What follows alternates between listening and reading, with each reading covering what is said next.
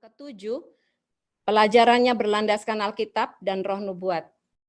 Dan judul yang kami pilih saat ini adalah Misteri Pekerja Jam ke-11 yang akan menyelesaikan penginjilan dunia. Seberapa pentingkah ini bagi saudara dan saya? Tentu jawabannya ada dalam webinar ini. Kita akan buka dengan membaca buku Peristiwa-peristiwa akhir zaman atau Last Day Event halaman 212 dan juga manuskrip rilis 311 halaman 48 yang berbunyi demikian. Akan ada ribuan orang yang bertobat kepada kebenaran dalam sehari yang pada jam ke-11 melihat dan mengakui kebenaran dan gerakan Roh Tuhan. Pada jam ke-11 banyak jiwa akan datang dari gereja-gereja denominasi lain dan pada jam ke-11 akan mematuhi semua kebenaran karena mereka tidak menempatkan diri mereka sendiri dalam barisan yang melawan terang surga, tetapi hidup sesuai dengan semua terang yang mereka miliki.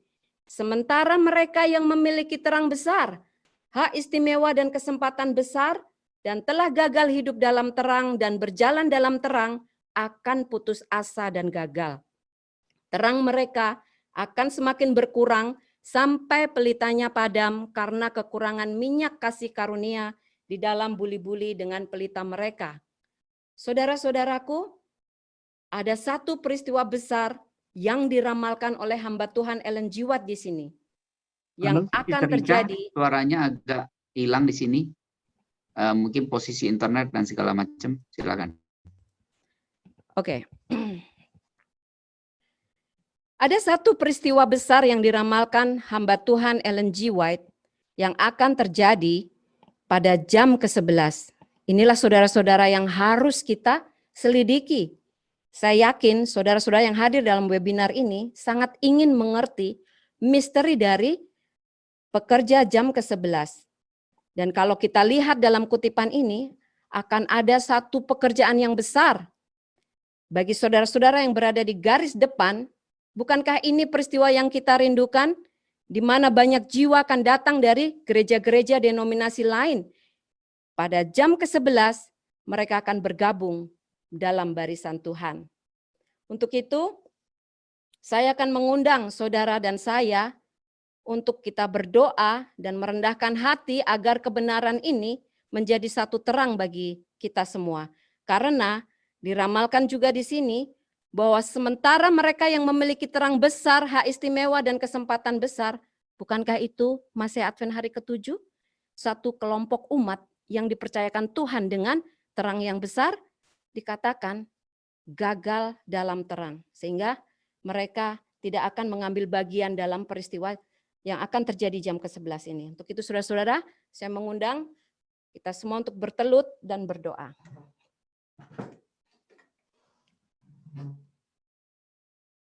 Bapa kami yang bertahta dalam kerajaan surga, kami bersyukur atas terang yang telah Engkau berikan dan percayakan kepada umat-Mu masa Advent hari ke-7, di mana kami dapat berkumpul dalam acara webinar ini untuk satu penyelidikan pribadi.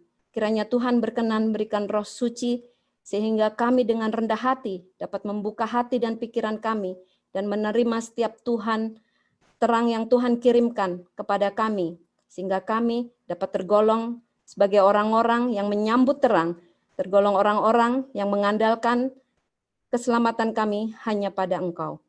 Terima kasih Bapa, kami serahkan acara ini dari awal hingga akhirnya di dalam pimpinan-Mu yang pengasih.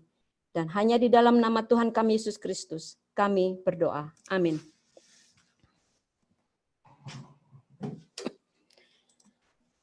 Saudara-saudara, misteri pekerja jam ke-11 yang akan menyelesaikan penginjilan dunia.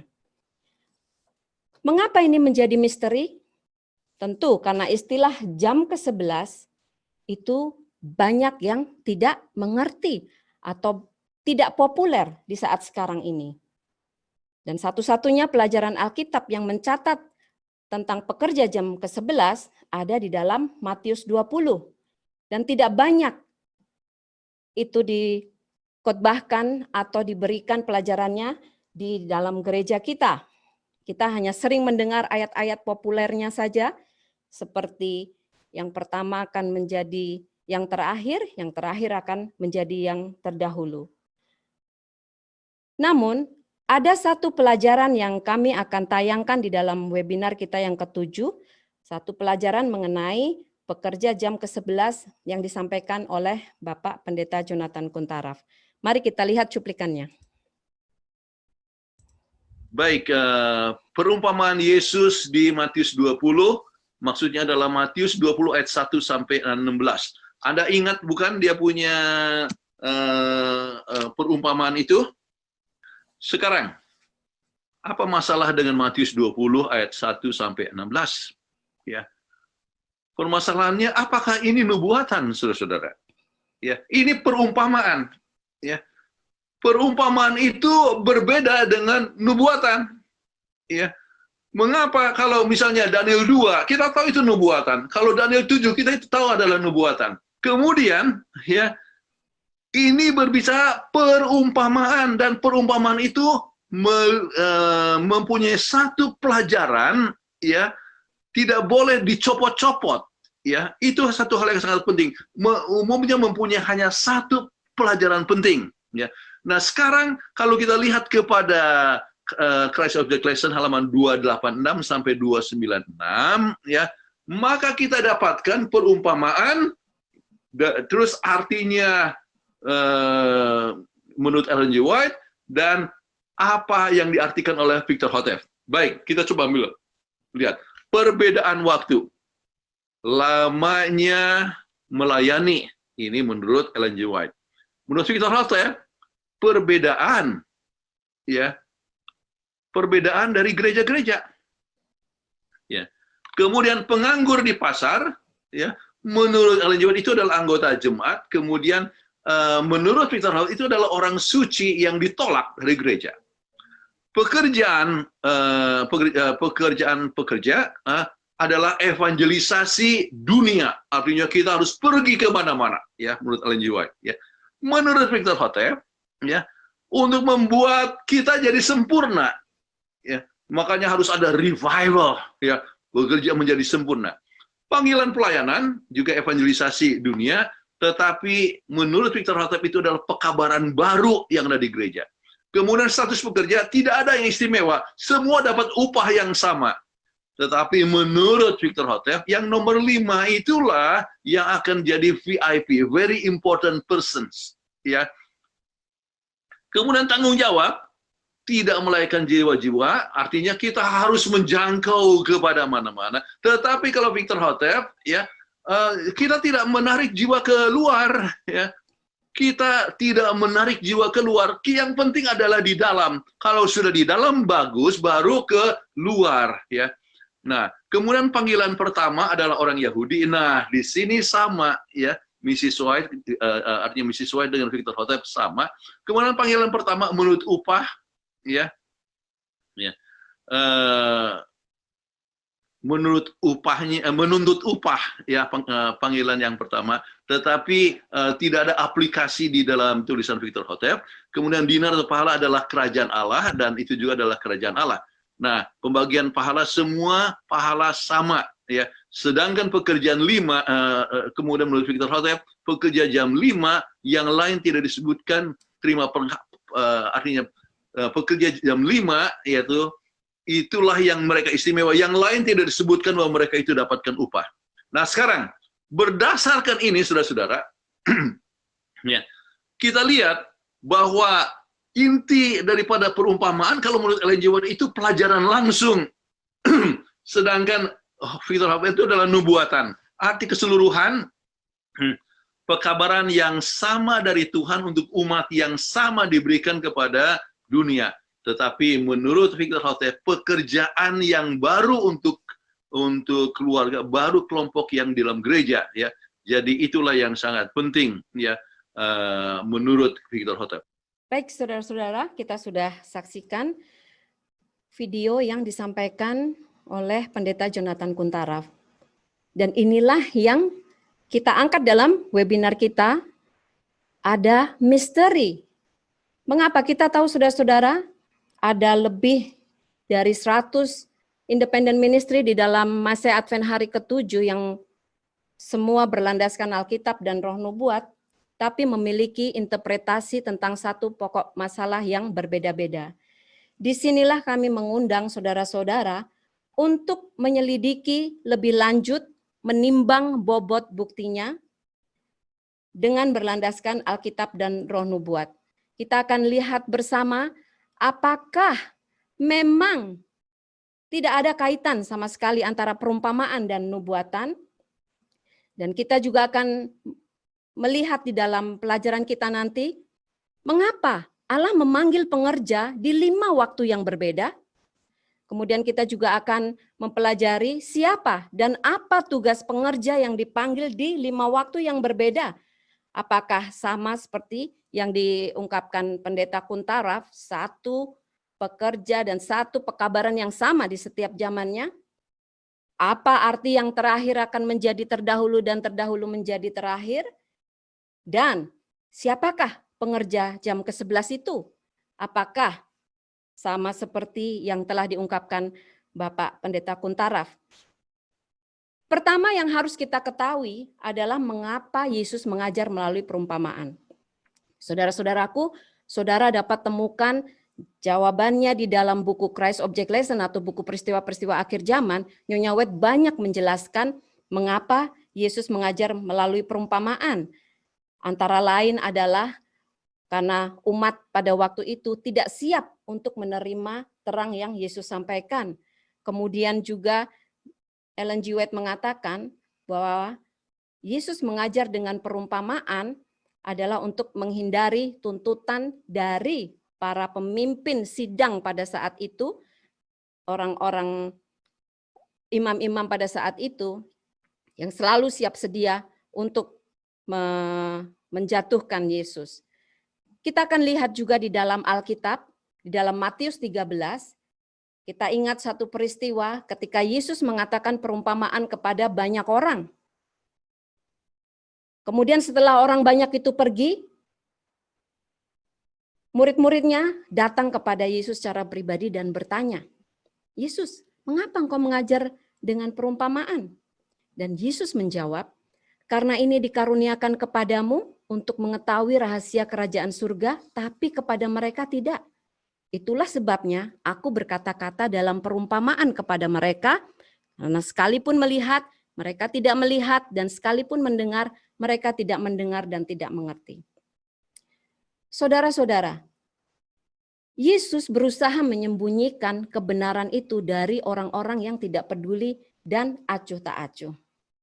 Namun, ini bukan berarti bahwa kita harus menyepelekan pentingnya perumpamaan.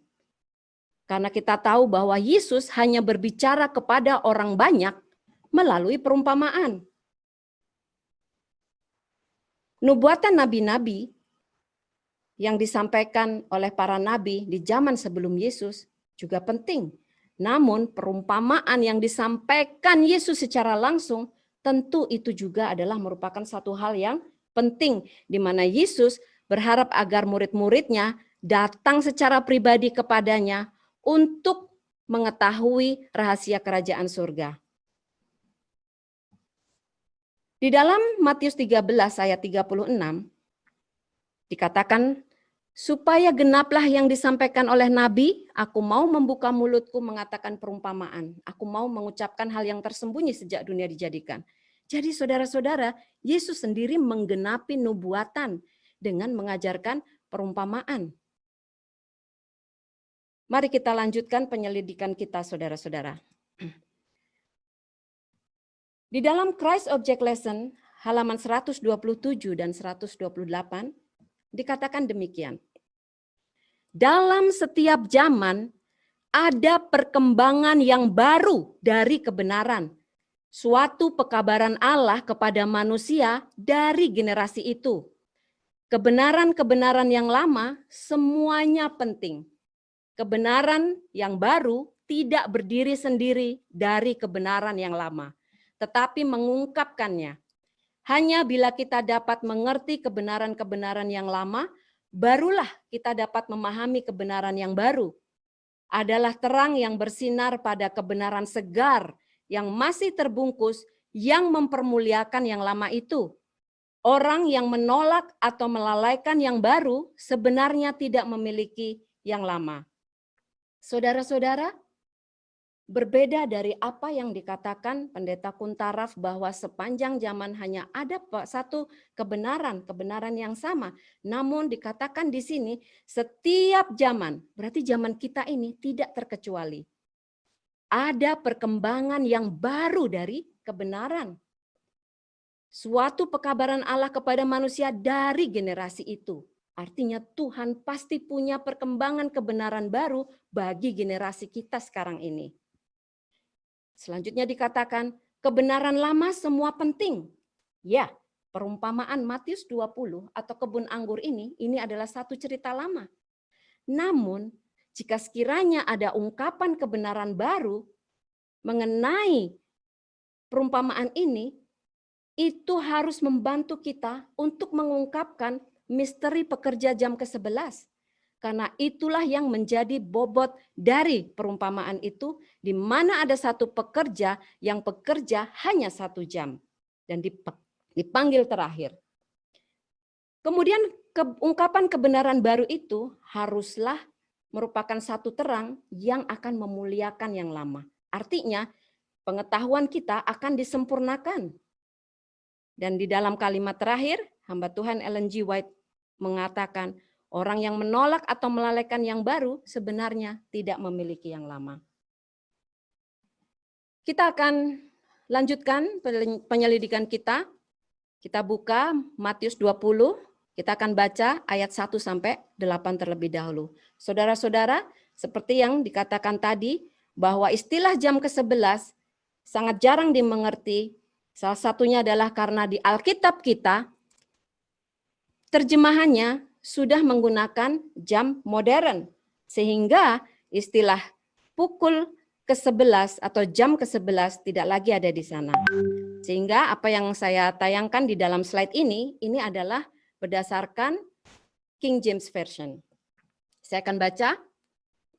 Adapun hal kerajaan surga, sama seperti seorang tuan rumah yang pagi-pagi benar keluar mencari pekerja-pekerja untuk kebun anggurnya. Setelah ia sepakat dengan pekerja-pekerja itu mengenai upah sedinar sehari, ia menyuruh mereka ke kebun anggurnya. Kira-kira pukul 3 pagi ia keluar pula dan dilihatnya ada lagi orang-orang lain menganggur di pasar. Katanya kepada mereka, pergi jugalah kamu ke kebun anggurku dan apa yang pantas akan kuberikan kepadamu, dan mereka pun pergi. Kira-kira pukul 6 dan pukul 9 ia keluar pula dan melakukan sama seperti tadi. Kira-kira pukul 11 ia keluar lagi dan mendapati orang-orang lain pula. Lalu katanya kepada mereka, mengapa kamu menganggur saja di sini sepanjang hari? Kata mereka kepadanya, karena tidak ada orang mengupah kami. Pergi, katanya kepada mereka, pergi jugalah kamu ke kebun anggurku. Ketika hari malam, tuan itu berkata kepada mandornya, panggillah pekerja-pekerja itu dan bayarkan upah mereka mulai dengan mereka yang masuk terakhir hingga mereka yang masuk terdahulu. Saudara-saudara, untuk mempermudah saudara memahami jam dari setiap panggilan, saya akan jelaskan terlebih dahulu bahwa pengerja yang dipanggil pagi-pagi sekali itu adalah di jam Yahudi kuno merupakan jam ke-12 atau jam 6 pagi di jam modern. Pekerja yang dipanggil 3 jam berikutnya, yaitu pekerja jam ketiga, berarti itu adalah jam 9 pagi di jam modern. Pekerja berikutnya, pekerja jam ke-6, mereka adalah yang dipanggil pada jam 12 siang di jam modern. Dan pekerja yang berikutnya, pekerja jam ke-9, artinya jam 3 sore di jam modern.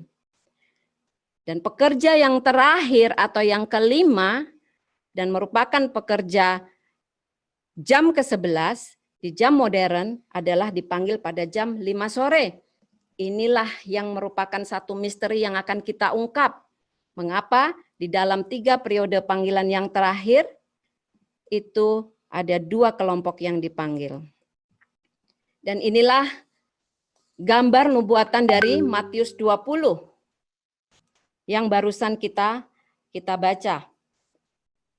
Kita bisa lihat di sini, pemilik kebun anggur mengupah para pekerja pada 5 panggilan waktu yang berbeda. Jam 12, jam 3, jam 6, jam 9, dan jam 11. Saudara perhatikan ada 4 periode interval masing-masing 3 jam. Dan dalam 3 periode yang pertama, hanya 1 kelompok yang dipekerjakan. Namun dalam periode 3 jam yang keempat atau yang terakhir, 2 kelompok dipekerjakan. Jam ke-9 dan jam ke-11. Persetujuan upah sedinar sehari dibuat hanya dengan kelompok yang pertama. Kelompok yang lain akan menerima apa yang pantas. Pada akhir hari, semua mendapatkan upah yang sama, walaupun pekerja yang terakhir hanya bekerja 1 jam. Dan kita tahu di ayat 16, dikatakan bahwa ketika mandor memanggil, mulai dari yang terakhir terlebih dahulu, maka pekerja yang pertama bersungut-sungut. Dan ayat 16 mengatakan, demikianlah yang terakhir akan menjadi yang terdahulu, dan terdahulu menjadi yang terakhir. Kita akan lanjutkan, siapakah pemilik kebun anggur itu? Christ Object Lesson halaman 396, paragraf 5 mengatakan, pemilik kebun anggur bersepakat dengan pekerja-pekerja di kebun anggurnya, melambangkan Allah bersepakat dengan keluarga manusia. Jadi kita bisa simpulkan bahwa pemilik kebun anggur adalah Tuhan sendiri. Dan siapakah para pekerja? 1 Korintus 3 ayat 9 mengatakan, karena kita adalah kawan sekerja Allah, kamu adalah ladang Allah, bangunan Allah, maka para pekerja jelas adalah hamba-hamba Tuhan. Lalu, apakah kebun anggur itu? Testimonis volume 6 halaman 24 paragraf 1 mengatakan, kebun anggur termasuk seluruh dunia dan setiap bagian dari itu harus dikerjakan. Juga di dalam Christ Object Lesson halaman 301 paragraf 3 dikatakan, Allah menyatakan seluruh dunia sebagai kebun anggurnya. Saudara-saudara, kebun anggur adalah seluruh dunia. Lalu apa artinya pasar? Testimonis volume 5 halaman 203 paragraf 3 jelas mencatat demikian. Kata-kata Kristus yang menerapkan kepada gereja, mengapa kamu berdiri di sini menganggur sepanjang hari? Jadi, pasar adalah melambangkan gereja atau sidang. Kita tahu bahwa di zaman Yahudi dulu, orang yang mencari kerja ataupun yang menawarkan dirinya untuk mencari pengerja, mereka mencari di pasar. Pekerja yang dipanggil pagi-pagi sekali itu menunjukkan adanya malam sebelum siang hari, dan siang hari itu sendiri adalah periode di mana para pengerja itu bekerja, dan pembagian upah yang dilakukan setelah matahari terbenam adalah malam sesudah siang hari. Apa yang dilambangkan siang hari? Kita tahu matahari merupakan terang dunia. Siang hari, terang dunia rohani, kalau kita baca di dalam Mazmur 119 ayat 105, mengatakan bahwa firman-Mu itu pelita bagi kakiku dan terang bagi jalanku. Artinya bahwa periode siang hari itu adalah periode bersama Alkitab. Dan periode sebelum siang hari, kalau kita baca di dalam buku Kemenangan Akhir, di dalam halaman pendahuluan, Ellen G. White mengatakan demikian. Selama 2500 tahun pertama sejarah umat manusia, tidak ada wahyu yang dituliskan. Mereka yang telah diajar oleh Allah mengkomunikasikan pengetahuan mereka kepada orang lain, dan demikianlah dari ayah kepada anaknya turun-temurun. Penyediaan firman yang ditulis baru dimulai pada zaman Musa. Saudara-saudara, jadi malam sebelum siang hari melambangkan periode sebelum Alkitab itu ditulis. Itulah periode bulan. Kita tahu bahwa bulan tidak memiliki cahayanya sendiri, melainkan memantulkan dari cahaya matahari. Ini adalah periode oral tradition atau periode di mana Alkitab atau firman Tuhan itu disampaikan dari mulut ke mulut, dari generasi ke generasi. Malam sesudah siang hari pastilah melambangkan satu pekerjaan yang sudah selesai atau penutupan dari akhir hari atau penutupan pintu kasihan. Di mana Yesaya 60 ayat 2 menggambarkan kegelapan menutupi bumi dan kekelaman menutupi bangsa-bangsa. Inilah masa ketika pintu kasihan sudah ditutup, ketika tidak ada lagi pekerjaan penginjilan, di mana Amos 8 ayat 12 mengatakan akan berlari datang dan pergi mencari firman Tuhan dan tidak akan menemukannya. Yeremia 8:20 menggambarkan penuaian sudah selesai dan kita tidak selamat. Wahyu 22 ayat 11 menggambarkan suatu keadaan ketetapan yang tidak bisa dirubah lagi, di mana yang cemar akan semakin cemar dan orang yang benar akan semakin benar. Siapakah pekerja pagi-pagi sekali? Tentu tidak ada pertentangan di sini. Kita semua setuju. Sesuai dengan Christ Object Lesson halaman 400, orang-orang Yahudi telah dipanggil pertama sekali ke dalam kebun anggur Tuhan. Dan apa pekabarannya? Saudara-saudara, kita ingat kutipan yang kita baca di dalam Christ Object Lesson, bahwa setiap zaman ada perkembangan yang baru dari kebenaran. Maka tentulah pekerja yang pagi-pagi ini, mereka harus membawakan satu pekabaran yang belum pernah diajarkan sebelumnya. Apa pekabaran mereka? Ya, upacara bayangan. Itu suatu pekabaran yang baru yang belum pernah diajarkan sebelumnya. Dan Acts of the Apostle halaman 14 mencatat bahwa segenap tata cara dan simbol adalah nubuatan yang tersusun rapat dari Injil, suatu pengkajian dalam mana terikat janji-janji penebusan. Ada kesepakatan antara pekerja pagi-pagi sekali ini dengan Tuhan. Ya kita tahu satu-satunya Tuhan pernah membuat satu kesepakatan dengan satu bangsa, tentu dengan bangsa Yahudi. Itu dicatat di dalam Mazmur 105 ayat 8-10, saudara nanti bisa baca dan ini merupakan ayat favorit. Juga di Hagai 2 ayat 5, bagaimana Tuhan mengikat perjanjian dengan bangsa Yahudi kuno pada waktu Eksodus yang pertama. Lalu perjanjian itu adalah upah sedinar sehari. Apa arti upah sedinar sehari? Saudara-saudaraku, perumpamaan Matius 20 ini tentu tidak berdiri sendiri. Ada satu cerita yang mendahuluinya di dalam Matius 19. Cerita ini juga sangat populer di mana seorang muda yang kaya raya datang kepada Yesus dan berkata atau menanyakan, apa yang harus kuperbuat untuk memperoleh hidup yang kekal? Lalu Yesus mengatakan kepada orang muda yang kaya raya ini bahwa engkau harus menuruti segala hukum. Dia menjawab, aku sudah melakukan semuanya. Lalu Yesus mengatakan, jualah segala hartamu. Lalu sedihlah orang muda itu karena hartanya sangat banyak. Dan kemudian Petrus berkata kepada Yesus, karena murid-muridnya sudah meninggalkan semua untuk mengikut Yesus. Petrus bertanya, lalu apa upah kami? Yesus menjawab, dan setiap orang yang karena namaku meninggalkan orang tuanya, saudaranya, dan sebagainya, akan memperoleh hidup yang kekal. Banyak orang yang terdahulu akan menjadi yang terakhir, dan yang terakhir akan menjadi yang terdahulu. Saudara lihat sendiri dalam Matius 19 ayat 30 dikutip ayat tersebut.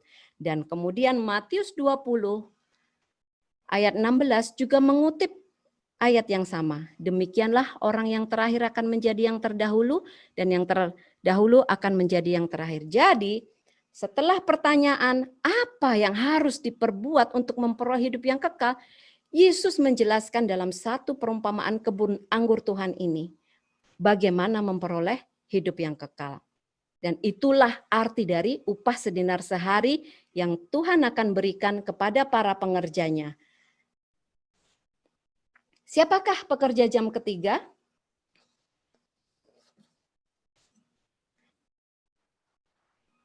Upacara bayangan Yang disampaikan oleh pekerja yang pertama, itu kita tahu menemui kegenapannya di salib. Jadi kita yakin bahwa pekerja berikutnya yang dipanggil pada jam ketiga atau jam 9 pagi, pastilah para rasul dan umat Kristen yang mula-mula. Saudara-saudara kita catat, di dalam Markus 15 ayat 25, mengatakan bahwa Tuhan telah disalib pada jam ketiga atau jam 9 pagi. Dan Pentakosta juga datang pada jam 9 pagi. Sebagaimana digambarkan dalam Kisah Para Rasul 2 ayat 15. Lalu apa pekabaran yang mereka bawakan? Kita ingat bahwa setiap zaman ada ungkapan baru dari kebenaran. Tentu pekabaran yang mereka bawakan adalah suatu pekabaran yang baru, yang belum pernah diajarkan sebelumnya, yaitu penyaliban, kebangkitan, dan keimamatan Kristus di dalam surga.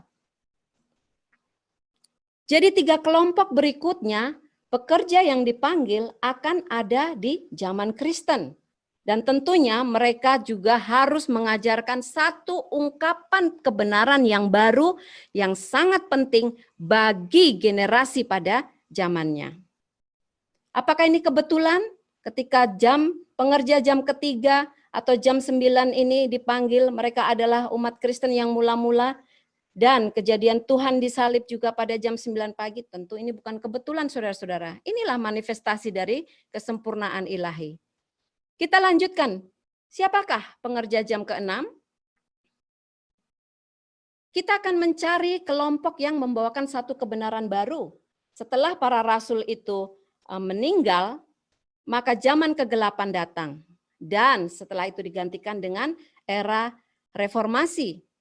Namun karena reformasi tidak memiliki satu pekabaran baru, melainkan hanya mengembalikan satu kebenaran yang sudah diinjak-injak, maka kita harus mencari setelah reformasi. Kelompok apa yang membawakan satu pekabaran yang segar kepada dunia kekristenan? Iya, kita tahu. Itulah Masa Advent hari pertama atau pergerakan William Miller dengan kebenaran yang disampaikan pada waktu itu, yaitu 2300 petang dan pagi. Dan kalau kita membaca di dalam buku Kemenangan Akhir, ini merupakan satu pergerakan besar di antara gereja-gereja pada saat itu. Dan kebenaran yang disampaikan William Miller ini, 2300 petang pagi, belum pernah dibawakan sebelumnya. Tahun 1833 mereka mulai memberitakan bahwa pembersihan Ka'bah, Daniel 8 ayat 14, akan dimulai pada tahun 1844. Namun itu belum sepenuhnya dimengerti. Mereka beranggapan bahwa Yesus akan datang kedua kali pada tanggal 22 Oktober tahun 1844. Dan itulah yang menimbulkan masa kekecewaan besar. Saudara juga pasti sudah mengetahui peristiwa ini, jadi saya tidak akan membahasnya lebih panjang lagi. Dengan masa kekecewaan besar ini memenuhi atau menggenapi nubuatan yang dicatat di dalam Wahyu 10 ayat 10. Lalu aku mengambil kitab itu dari tangan malaikat itu dan memakannya. Di dalam mulutku ia terasa manis seperti madu, tetapi sesudah aku memakannya, perutku menjadi pahit rasanya. Maka ia berkata kepadaku, engkau harus bernubuat lagi kepada banyak bangsa dan kaum dan bahasa dan raja. Jadi apakah pergerakan ini berhenti karena terjadi kekecewaan besar? Tentu tidak. Karena ayat 11 mengatakan bahwa engkau harus bernubuat lagi kepada banyak bangsa dan kaum dan bahasa dan raja. Maka muncullah panggilan kepada pengerja yang berikutnya atau pengerja jam ke-9. Kita akan kembali kepada Matius 20 ayat 5, di mana dikatakan kira-kira pukul 6 dan pukul 9 ia keluar pula dan melakukan sama seperti tadi. Saudara-saudara, kata dan di dalam ayat ini menunjukkan bahwa panggilan jam ke-6 dan ke-9 ini adalah digabungkan. Pekabaran dan para pengerjanya dari kedua panggilan ini berhubungan erat satu sama lain. Tidak bisa dipisahkan. Kemudian panggilan jam ke-9 ini pasti berlaku pada Masehi Advent hari ke-7 yang muncul pada penghujung dari nubuatan 2300 petang dan pagi itu. Lalu apa pekabarannya? itu adalah suatu pekabaran yang orisinil, yang baru, yaitu penghukuman bagi orang mati yang dimulai pada tahun 1844. Masehi Advent hari ke-7 juga menyampaikan pekabaran malaikat pertama bersama dengan pekabaran malaikat kedua dan ketiga dalam tahap permulaannya. Pemberitaan penghukuman terhadap orang mati ini seperti yang diungkapkan dalam Wahyu 10 ayat 11 hanya akan pergi kepada banyak orang dan banyak bangsa dan bahasa. Ingat saudara-saudara, banyak tidak berarti semua. Untuk itu pekabaran pengerja jam ke-9 atau jam 5 sore yang digenapi oleh Masehi Advent hari ke-7 tidak akan menyelesaikan pekerjaan karena hanya akan pergi kepada banyak bangsa. Itulah sebabnya ada satu panggilan lain di dalam periode 3 jam yang terakhir. Saudara masih ingat ada interval 3 jam di setiap panggilan. Inilah sebabnya ada satu panggilan di dalam periode jam ke-9 ini yang harusnya jam ke-9 menyelesaikan tugasnya. Namun Tuhan memanggil pekerja yang terakhir. Mengapa? Pasti ada satu masalah. Inilah misteri yang harus kita ungkap. Kita baca di dalam Testimonies volume 3 halaman 252 dikatakan bahwa pekabaran kepada sidang Laodikia adalah tuduhan yang mengejutkan dan berlaku bagi umat Allah pada waktu ini. Saudara-saudara, kita tahu bahwa Masehi Advent hari ke-7 adalah sidang yang terakhir, yang ke-7, Laodikia. Dalam kondisi suamnya, tentu tidak mungkin dapat menyelesaikan pekerjaan. Selanjutnya, hamba Tuhan mengatakan, di dalam Testimonies volume 5 halaman 82 paragraf 2 dikatakan demikian. Panggilan bagi pekerjaan yang besar dan penting ini telah ditawarkan kepada orang-orang yang sangat terpelajar dan berkedudukan. Kalau saja mereka ini telah merasa kecil lalu berharap sepenuhnya kepada Tuhan, maka Ia sudah akan menghargai mereka sampai mencapai kemenangan. Tetapi mereka telah memisahkan diri dari Allah, mereka menyerahkan diri kepada pengaruh dunia, maka Tuhan telah menolak mereka. Saudara-saudara, berarti ada satu penolakan dari pengerja jam ke-9. Inilah sebabnya diperlukan revival and reformation atau kebangunan dan reformasi. Di mana pekerjaan ini sebenarnya telah ditawarkan kepada orang-orang yang sangat terpelajar dan berkedudukan. Namun karena adanya penolakan ini, sehingga Tuhan harus memanggil hamba-hambanya pekerja jam ke-11. Kembali hamba Tuhan menuliskan di dalam Testimonies volume 5 halaman 217. Di mana dikatakan saya diliputi kesedihan saat memikirkan kondisi kita sebagai umat. Tetapi kemunduran kita yang terus-menerus telah memisahkan kita dari Tuhan. Kesombongan, ketamakan, dan cinta dunia telah hidup dalam hati. Namun, pendapat umum adalah bahwa gereja berkembang dan kedamaian dan kemakmuran rohani ada di semua perbatasannya. Itulah yang sering kita dengarkan di mimbar gereja-gereja kita, saudara-saudara. Selanjutnya hamba Tuhan di sini mengatakan, gereja telah berbalik dari mengikuti Kristus pemimpinnya dan terus-menerus mundur menuju Mesir. Namun hanya sedikit yang khawatir atau tercengang karena merasa kekurangan kekuatan kerohanian, keraguan, dan bahkan ketidakpercayaan akan kesaksian Roh Tuhan sedang merambah gereja kita di mana-mana. Setan menghendakinya demikian, para pendeta yang mengkhotbahkan dirinya sendiri gantinya Kristus menghendaki demikian, kesaksian Kristus tidak dibaca dan tidak dihargai. Tuhan telah berbicara kepadamu, terang telah bersinar dari firman-Nya dan dari kesaksiannya, dan keduanya telah diremehkan dan diabaikan. Hasilnya terlihat dari kurangnya kemurnian dan pengabdian serta keyakinan yang sungguh-sungguh di antara kita.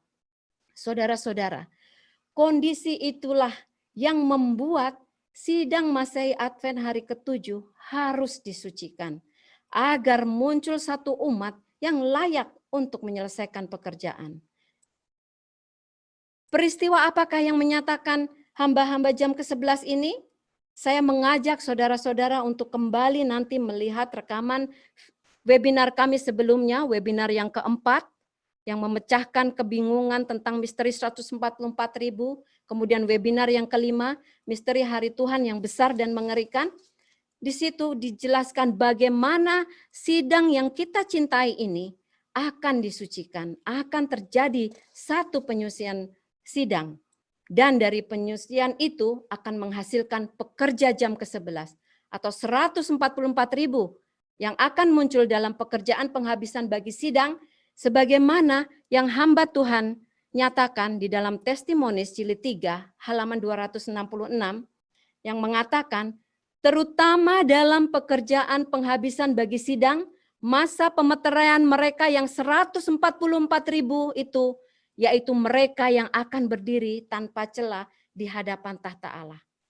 Saudara-saudara, pekerjaan terakhir bagi sidang adalah masa pemeteraian mereka yang 144.000 itu. Jadi inilah yang sangat penting saudara-saudara. Pekerja jam ke-11 adalah pekerja jam terakhir. Dan pekerjaan yang terakhir bagi sidang adalah pemeteraian 144.000. Untuk itu kita bisa menyimpulkan bahwa pekerja jam ke-11 merekalah yang 144.000. Mereka adalah anggota Masehi Advent hari ke-7 yang setia yang akan menjadi pekerja jam ke-11. Review and Herald November 19 tahun 1908 mengatakan pekabaran malaikat ketiga akan menerangi bumi dengan kemuliaannya. Hanya mereka yang telah berdiri teguh menghadapi cobaan dalam kekuatan Dia yang kuat yang diizinkan untuk mengambil bagian dalam memberitakan pekabaran malaikat ketiga ketika hal itu akan berkembang menjadi seruan keras. Berarti tidak semua pekerja jam ke-9 atau umat Masehi Advent hari ke-7 akan menjadi pekerja jam ke-11 saudara-saudara. Namun ada satu seleksi di sini. Ada satu penyucian sidang, sehingga hanya mereka yang telah berdiri teguhlah yang akan dipercayakan oleh Tuhan menjadi pekerja jam ke-11. Kita baca juga di dalam buku tulisan-tulisan permulaan atau Early Writings halaman 277. Kemudian aku tampak seorang malaikat perkasa lainnya bertugas turun ke bumi untuk menggabungkan suaranya dengan malaikat ketiga dan memberikan kuasa dan kekuatan kepada pekabarannya. Pekerjaan malaikat ini datang pada saat yang tepat untuk bergabung dalam pekerjaan besar terakhir pekabaran malaikat yang ketiga, ketika pekabaran itu berkembang menjadi seruan nyaring. Pekabaran apa itu? Pekabaran apa yang disampaikan pekerja jam ke-11 itu? Ya, itulah pekabaran penghukuman bagi orang hidup. Pekabaran itu akan merupakan satu amaran yang terakhir bagi penghuni dunia. Sebagaimana yang kita baca di dalam Yesaya 66 halaman 19 dan 20, orang-orang yang terluput itu akan diutus ke Mesek, Lot, Tubal, Yawan, ke seluruh negeri-negeri yang belum pernah mengenal Tuhan, artinya ke bangsa-bangsa kafir. Hamba Tuhan Ellen G. White juga mencatat di dalam buku Kemenangan Akhir atau Great Kontroversi halaman 604, dikatakan demikian.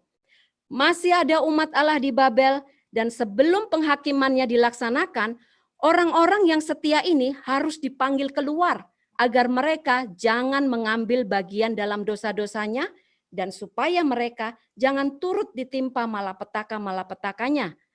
Pergerakan yang dilambangkan oleh malaikat yang turun dari langit menerangi bumi dengan kemuliaannya dan berseru dengan suara yang kuat mengumumkan dosa-dosa Babel. Sehubungan dengan pekabarannya, panggilan ini terdengar. Pergilah kamu hai umatku, pergilah daripadanya. Pengumuman ini yang disatukan dengan pekabaran malaikat yang ketiga menjadi amaran terakhir yang akan diberikan kepada penghuni dunia ini. Saudara-saudara, sungguh harmonis bukan? Dengan kutipan yang kita baca di awal dari pelajaran webinar ini, di mana hamba Tuhan Ellen G. White mengatakan pada jam ke-11 banyak orang dari denominasi gereja lain akan bergabung dalam sidang Tuhan. Merekalah umat Allah yang di Babel itu, yang diramalkan akan keluar dari Babel. Lalu kemana mereka diserukan untuk keluar, saudara-saudara? Karena di sini dikatakan supaya mereka tidak ditimpa malapetaka-malapetaka yang Tuhan akan curahkan ke Babel. Tentu mereka harus dibawa ke suatu tempat di mana tidak ada dosa. Satu tempat yang suci.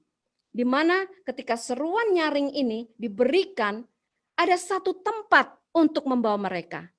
Di mana itu? Ya, saudara masih ingat bukan webinar kita yang ke-6? Mengenai kerajaan.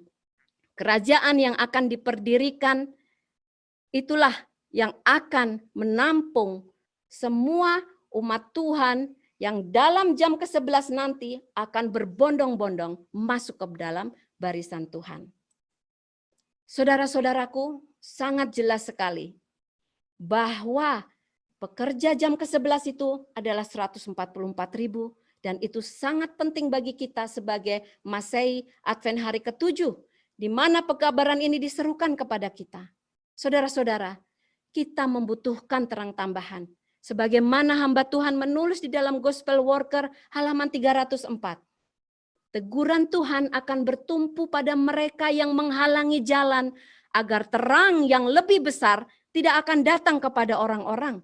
Sebuah pekerjaan besar harus dilakukan. Dan Tuhan melihat bahwa para pemimpin kita membutuhkan lebih banyak terang. Sehingga mereka dapat bersatu dengan utusan yang Dia kirim untuk menyelesaikan pekerjaan yang Dia rencanakan agar selesai. Saudara-saudara, apa yang Tuhan rencanakan tidak mungkin akan gagal. Meskipun ada para pemimpin atau siapapun menolak terang yang Tuhan kirimkan, rencana Tuhan akan tetap berlangsung. Amaran kembali diserukan agar kita berhati-hati tidak menolak terang yang Allah kirimkan. Di mana Testimonies volume 5 halaman 728 menghimbau kita jangan pernah berharap bahwa ketika Tuhan memiliki terang yang dipancarkan untuk umatnya, setan akan berdiri dengan tenang tanpa membuat suatu usaha untuk mencegah mereka menerima terang itu. Dia, setan, akan bekerja melalui pikiran-pikiran yang membangkitkan keraguan, kecemburuan, dan ketidakpercayaan. Mari kita berhati-hati agar tidak menolak terang yang Allah kirimkan, sebab itu tidak akan datang dengan cara yang memuaskan kita. Jangan sampai berkat Allah menjauh dari kita, karena kita tidak tahu waktu penghukuman kita. Jika seseorang tidak melihat dan menerima sendiri terang itu bagi mereka, janganlah mereka berdiri sebagai penghalang bagi orang lain. Jangan sampai dikatakan kepada para pemimpin dan petinggi bangsa Yahudi sewaktu kabar baik kerajaan dikhotbahkan kepada mereka, kalian tidak masuk dan kalian pun menghalangi mereka yang mau masuk. Saudara-saudara, sungguh khidmat amaran yang disampaikan hamba Tuhan ini, agar kita berhati-hati dan menyelidiki bagi diri kita sendiri setiap terang yang Allah kirimkan. Kembali diingatkan di dalam buku Gospel Worker halaman 303. Setiap jiwa harus memandang kepada Allah dengan penyesalan dan kerendahan hati, supaya Ia dapat membimbing dan menuntun serta memberkati kita. Kita tidak boleh mempercayakan kepada orang lain penyelidikan kitab suci bagi kita. Beberapa saudara kita yang memimpin telah sering mengambil pendirian mereka di pihak yang salah. Dan jika Allah hendak mengirim suatu pekabaran dan menunggu saudara tua-tua ini untuk membuka jalan demi kemajuannya, maka pekabaran itu tidak pernah akan mencapai umat. Dan itulah juga yang terjadi di zaman Yahudi kuno dahulu, saudara-saudara. Di mana para Sanhedrin, pemimpin umat pada saat itu, pada akhirnya menolak pekabaran yang Yesus bawakan dan menyalibkan anak Allah. Saudara-saudaraku, dari pelajaran ini kita bisa menyimpulkan bahwa berbeda dari apa yang dinyatakan pendeta Bapak Jonathan Kuntaraf, bahwa hanya ada satu kebenaran di setiap zaman. Namun di dalam Christ Object Lesson, hamba Tuhan Ellen G. White mengatakan di setiap zaman selalu ada perkembangan yang baru dari kebenaran. Untuk itu, mengapa Allah memanggil 5 pengerja yang berbeda di setiap zamannya, sehingga Allah akan selalu memiliki para pengerja yang memberitakan ungkapan kebenaran baru yang penting bagi umatnya di setiap generasi. Kita bisa simpulkan dalam pelajaran kita bahwa pengerja yang pertama yang dipanggil adalah bangsa Yahudi kuno. Dengan pekabaran baru yaitu upacara bayangan, satu pekabaran yang belum pernah diajarkan sebelumnya. Kemudian pengerja berikutnya yang dipanggil adalah kelompok pengerja jam ketiga yang digenapi oleh para rasul dan orang-orang Kristen mula-mula yang membawakan satu ungkapan terang baru, penyalipan, kebangkitan, dan keimamatan Yesus. Kelompok berikutnya, pekerja jam ke-6 adalah Masehi Advent hari pertama atau pergerakan William Miller yang membawakan kebenaran 2300 petang dan pagi. Kelompok pekerja jam ke-9 digenapi oleh Masehi Advent hari ke-7 yang dipanggil pada jam ke-9 atau jam 5 sore dengan pekabarannya penghukuman bagi orang mati. Dan pekerja yang terakhir, pekerja jam ke-11 dari hasil penyucian sidang itu, itulah mereka yang 144.000 memberitakan satu seruan nyaring penghukuman bagi orang hidup, yaitu satu pekabaran yang terakhir bagi umat Allah di masa itu. Kemudian kita juga lihat dalam pelajaran ini bahwa adalah sangat erat perumpamaan Tuhan Yesus dengan nubuatan. Karena melalui perumpamaan inilah Yesus berusaha membuka rahasia kerajaan surga. Kita sering mendengar perumpamaan-perumpamaan Tuhan Yesus selalu dimulai dengan kata-kata hal kerajaan surga sebagaimana 10 anak darah. Kita tahu Nyonya White mengatakan bahwa 10 anak darah adalah sidang. Itu adalah nubuatan. Jadi sangat erat bahwa perumpamaan dengan nubuatan itu berkaitan satu sama lain. Pekerja jam ke-11 adalah 144.000 dari hasil penyucian sidang. Tentu ini berbeda dari apa yang dikatakan oleh pendeta Jonathan Kuntaraf di dalam videonya tadi. Dan upah sedinar sehari adalah hidup kekal yang diberikan kepada semua pengerja. Namun, pekerja jam ke-11 yang menurut pendeta Kuntaraf bukan VIP, semua pengerja adalah sama. Namun Tuhan sendirilah yang mengatakan bahwa pekerja jam ke-11 ini adalah VIP atau sangat penting. Karena tanpa munculnya pengerja ini, pekerjaan tidak akan selesai, saudara-saudara. Artinya mereka adalah kelompok yang sangat VIP. Malah bisa dikatakan VVIP, very very important person. Dan dari upahnya saja kita tahu. Karena mereka hanya bekerja 1 jam, tapi dibayar duluan. Artinya mereka mendapat hidup kekal terlebih dahulu. Mereka tidak merasai mati. Saudara-saudara, kebenaran ini sudah menjadi jelas bagi kita. Bahwa kelompok pekerja jam ke-11 itu adalah 144.000. Itulah yang harus kita pelajari lebih dalam, saudara-saudara. Inilah satu pelajaran yang sangat penting dan semoga pelajaran ini memberikan kekuatan kepada kita, kepada saudara dan saya untuk bangkit dan menyambut panggilan Allah sehingga kita memiliki satu tekad untuk menjadi salah satu dari pekerja jam ke-11 itu, menyaksikan kegenapan yang hamba Tuhan Ellen G. White ungkapkan di mana pada jam ke-11 akan banyak orang dari berbagai denominasi bergabung dengan sidang Tuhan. Untuk itu saudara-saudara, saya sampaikan pelajaran ini di dalam nama Yesus. Semoga pelajaran ini menjadi semangat bagi saudara-saudara sekalian. Sebagaimana hamba Tuhan Ellen G. White mengatakan di dalam buku Maranatha halaman 240, berjuanglah dengan sekuat tenaga yang Tuhan berikan untuk menjadi salah satu dari 144.000, yang artinya menjadi salah satu dari pengerja jam ke-11 itu. Terima kasih. Saya kembalikan.